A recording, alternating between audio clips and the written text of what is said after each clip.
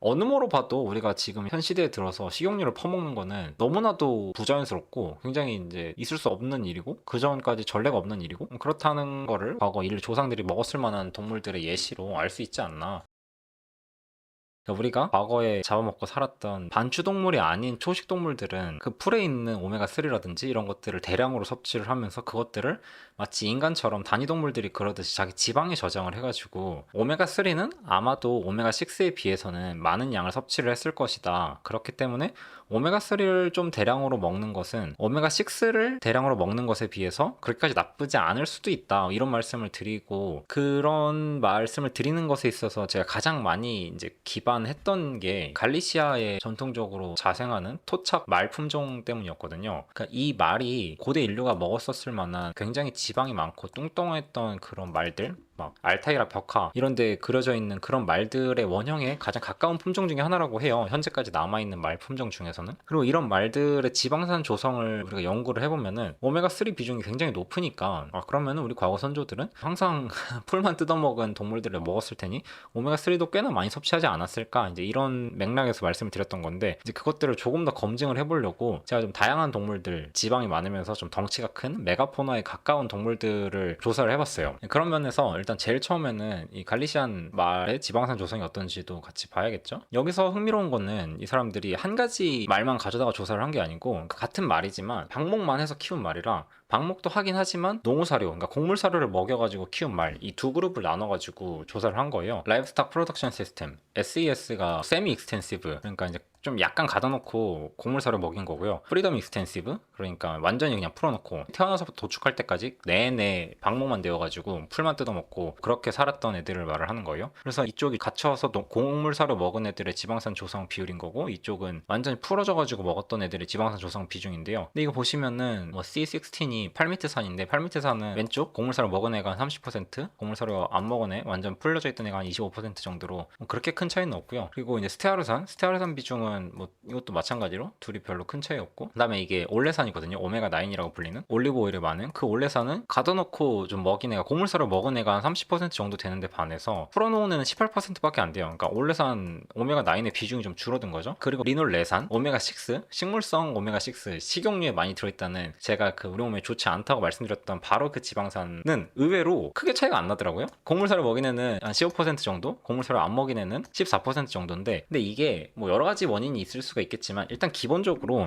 풀에도 오메가3도 있지만 오메가6도 들어있긴 해요. 오메가3가 뭐 비중적으로 더 많은 경우들이 많은데 어쨌든 오메가6도 들어있긴 하단 말이죠. 그리고 그 풀도 약간 이파리가 있고 씨앗이 있고 뭐 그렇잖아요. 뭐 꽃이 있는 경우도 있고요. 여기서 씨앗들은 대부분 오메가6가 많고 당연한 얘기죠. 곡물에 오메가6가 많으니까. 그리고 이제 이파리 쪽에는 오메가3가 많고 이런 특성들이 있는데 이때 얘네가 방목이 되었을 때 당시에 혹은 이제 마지막에 잡히기 전에 많이 먹었던 것들이 좀 오메가6 비율이 높은 초지 조성이 되어 있을 수도 있어요. 이건 뭐 정확한 건 아닌데 어쨌든 그런 면에서 오메가6 비율은 그렇게까지 큰 차이가 안 나는데 여기서 두드러지는 게 그런 오메가3 함량이에요. 그러니까 이건 알파 리놀렌산이죠. 이거는 사료 먹인 애들은 9% 정도 되는데 풀어놓고 키웠던 애들은 24% 정도 되어요. 그러니까 오메가3 비율이 24% 정도면은 거의 웬만한 생선 수준이거든요. 꽤나 높은 거죠. 전체적으로 보면은 포지방 함량은 엇비슷해요. 둘이 38, 36으로. 다만 단불포화 지방산, 그러니까 올레산이 중심이죠. 걔네들은 어느 정도 꽤 차이가 나고 풀어놓은 애들이 단불포화 지방산이 적은 거죠. 근데 이제 다불포화 지방산은 오메가3에서는 꽤 차이가 나는데 오메가6는 비슷한 것 때문에 오히려 가둬놓은 애들이 25%로 적은데 반해서 풀어놓았던 애들이 41% 정도로 이제 꽤나 많은 양을 차지하고 있어요. 어쨌든 이렇기 때문에 오메가3를 좀 어느 정도 많이 먹는 게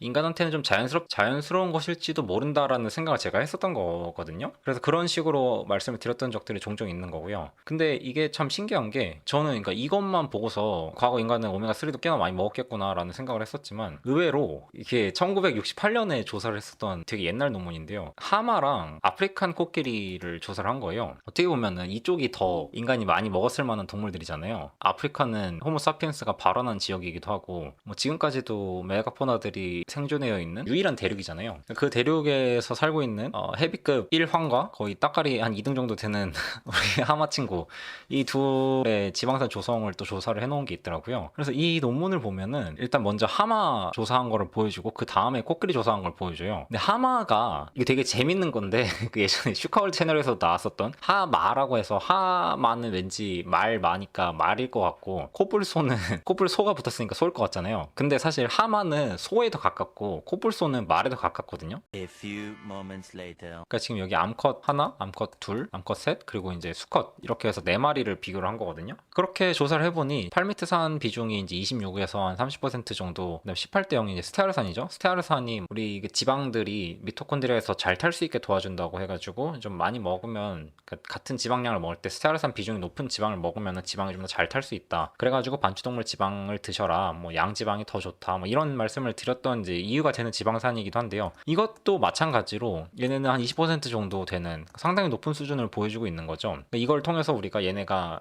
박테리아들이 다불파 지방산을 이렇게 수소화시켜가지고 스테아르산으로 만드는구나를 유추할 수 있는 거고요. 그리고 이제 올레산도 나머지 뭐 36%, 33%, 30%, 36%, 그러니까 30% 초중반 정도 되는 거죠. 그래서 요게 이제 대부분을 이루고 있는 거고요. 팔미트산과 스테아르산, 그리고 올레산, 오메가9, 그리고 이제 나머지가 1%, 2% 정도밖에 안 된다는 거예요. 소랑 비슷한 거죠. 어떻게 보면은 소랑 양이랑 비슷한 수준의 다불포화 지방산 비중을 가지고 있기 때문에 하마는 우리 인간 선조들이 많이 먹었어도 다불포화 지방산을 그렇게 많이 섭취하지 않는다. 이제 그런 교훈을 얻을 수가 있고요. 그 다음에 중요한 거는 코끼리죠. 왜냐? 코끼리는 유사 반추동물도 아니고 그냥 반추동물도 아니고 그냥 대장에서 발효를 하는 말과 비슷한 친구예요. 위가 하나밖에 없고 대장에서 발효를 해서 먹는, 덩치는 그렇게 크지만 굉장히 비효율적인 에너지 이용 효율을 가지고 있는 동물이란 말이죠. 그래서 여기 보시면은 여기 어덜트 메일, 그러니까 성체 수컷, 성체 암컷, 그리고 이제 아성체 수컷, 그리고 수컷 둘 이렇게 보여주고 있어요. 그리고 얘네들의 이제 지방산 조성 비율을 보자면 일단 팔미트산이 압도적으로 높아요. 이렇게까지 팔미트산이 많이 들어있는 동물이 별로 없거든요. 40%가 넘어요. 40% 중반 정도가 돼요. 다 44, 46, 얘는 37일,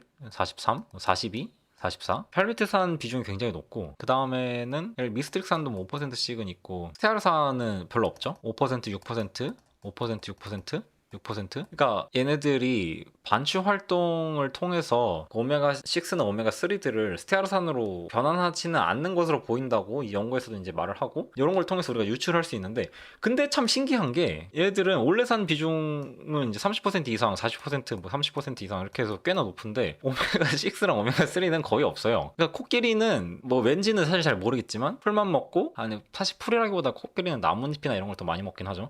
그래서 어쩌면은 코끼리가 좋아하는 그 나뭇잎이라든지 뭐 풀이라든지 이런 초종들이 다불포화 지방산 비중이 좀 낮을 수도 있긴 해요. 그러니까 이거를 정확하게 보려면은 저 시베리아에 살고 있었던 털 매머드들을 잡아다가 조사를 해야 될 텐데, 그 털 매머드 화석들은 아무리 얼어 있었다고 하더라도, 영구동토에서 꺼냈다고 하더라도 오메가3는 너무 불안정해가지고 그렇게까지 오래 시간이 지나면 냉동이 돼 있었어도 다 사라지거든요. 산패되고 다 분해돼가지고. 그래서 우리가 매머드를 끄집어내가지고 그 몸속에 있는 지방산 비율이 정확히 어땠는지는 알 수가 없어서, 그거는 우리가 알 수가 없고 그냥 지금 알 수 있는 거는 이 코끼리들, 현재 존재하는 코끼리들 갖다가 보는 것밖에 없는데, 이 논문에서 말하기로 다른 사람들이 인도 코끼리를 조사했을 때도 그랬고 자기네들이 조사했을 때도 그렇고 이렇게 팔미트산이 엄청나게 높고 이런 건 이제 다 동일했고, 뭐 어쨌든 적어도 이 연구에서는 오메가6와 3가 단위 동물임에도 불구하고 많지 않았다. 그래서 인간이 발원해가지고 열심히 잡아먹고 살았을 코끼리들은 적어도 오메가3도 오메가6도 많지 않았을 것으로 보여진다 라고 생각을 할 수가 있는 거죠.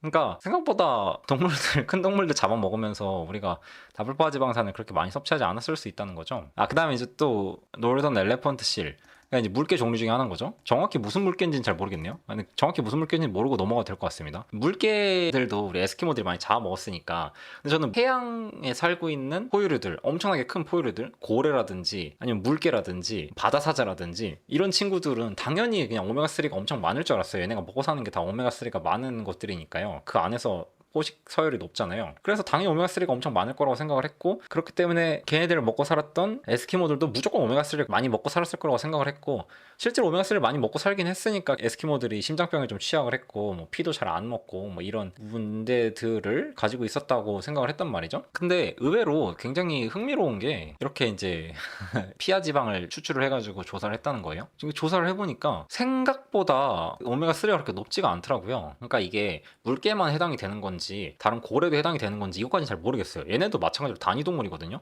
그러니까 단위동물들이 사실 어떻게 바꾸는지 잘 모르겠어요. 잘 모르겠긴 한데 아무튼 검사 결과가 그렇대요. 조사 결과가 성체랑 아성체 기준으로 포화지방이 33%, 36%. 그러니까 포화지방이 생각보다 꽤 높아요. 포유류들이라 그런 건지 스테아르산도 14%, 13%로 생각보다 꽤나 높고 팔미테산 15, 13 정도 가지고 있다고 하네요. 그리고 그 다음에 이제 단불 포화지방 오메가9 올레산이죠. 오메가9 올레산 비중이 거의 소고기급이거든요. 47%, 45%예요. 그러니까 어떻게 보면은 소고기랑 그렇게까지 크게 차이가 안 나는 거예요. 포화지방 조금 적은 정도? 아니 사실 올레산 비중이 굉장히 높다라기보다는 올레산 비중은 13이랑 18%밖에 안 되긴 하네요. 16대 1은 팔미톨레산이구나. 팔미톨레산이 굉장히 많네요. 팔미톨레산이 20%, 15%, 그 정도 된다는 건데 팔미톨레산을 굉장히 대량으로 가지고 있는 엄청나게 특수한 우리가 일반적으로 찾아보기 힘든 매우 희귀한 동물이라고 볼 수 있을 것 같고요. 어쨌든 이제 그런 것까지 해가지고 단불포화 지방산이 47%, 45%에 달하는 굉장히 신기한 동물이고, 그리고 오메가6는 사실 큰 의미는 없어요. 네, 그런 면에서 EPA랑 DHA는 생각보다 많지가 않다. 1%, 5%, 1%, 4% 밖에 안 가지고 있더라고요. 20대 2는 아이코 사디에노익 애시드라고 합니다. 뭔지 모르겠네요. 네, 그렇다고 합니다. 네, 아무튼 이제 총 다불포화 지방산의 함량이 19%, 18%밖에 안 된다고 해요. 그러니까 얘네들도 에스키모들은 해양 포유류만 먹고 살지는 못했겠죠? 생선도 먹었을 거고 꽤나 많이 먹었을 거고 그런 면에서 오메가3 섭취량이 당연히 그리고 이 정도만 해도 이미 상당히 많은 수준이긴 하니까 많이 먹긴 했겠지만 우리가 생각했던 것보다 혹은 제가 생각했던 것보다는 그렇게 많은 양을 먹지는 않았던 것 같다. 그러니까 인간이 극지방에 살던 적도에 살던 아니면 그 중간쯤 어딘가에 살던 어디서 살았든지 간에 지금처럼 다불포화 지방산을 많이 섭취하는 날은 설령 그게 오메가6가 아닌 오메가3라 할지라도 많지 않았겠다라는 생각이 드는 거죠. 그러니까 어느 모로 봐도 우리가 지금 현 시대에 들어서 식용유를 퍼먹는 거는 너무나도 부자연스럽고 굉장히 이제 있을 수 없는 일이고 그 전까지 전례가 없는 일이고 그렇다는 거를 과거 인류 조상들이 먹었을 만한 동물들의 예시로 알 수 있지 않나 그런 생각을 해봅니다.